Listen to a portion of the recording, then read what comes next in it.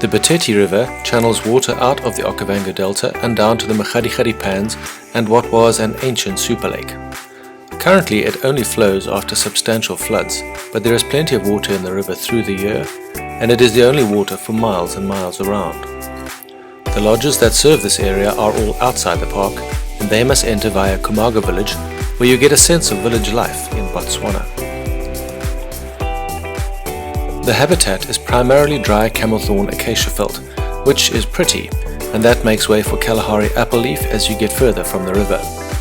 The riverbed is where all the action is though, especially during the dry season, when herds of zebra and wildebeest are drawn in impressive numbers. I only did a short drive the first afternoon and had a drink while watching the wildlife down in the river, before heading back to camp for dinner.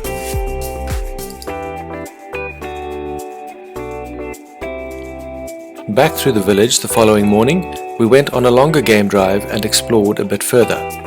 There were good numbers of giraffe, wildebeest and zebra, and the birding is very attractive too, with a good mix of species thanks to permanent water.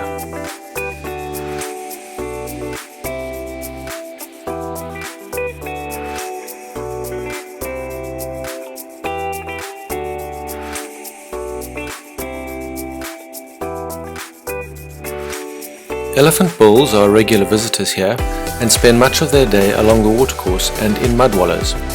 One of the key items to note about the Boteti is that almost all of this wildlife can be viewed from the lodges and rooms, so you don't have to go out on game drive if you want to relax. The first lodge I stayed at was Larula Tau, which is a comfortable lodge with rooms all perched on the riverbank with excellent views. I then moved upstream to another tented lodge called Meno Aquena, quite different in character but also overlooking the Boteti River.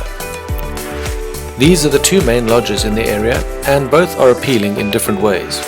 You can see more of them in separate videos via the links below.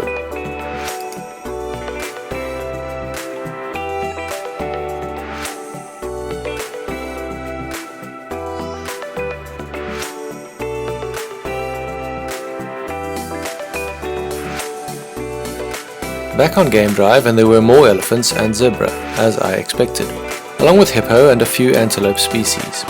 I must mention that you are never far from a fence or domestic animals in the Boteti area, so you don't get a sense of wilderness.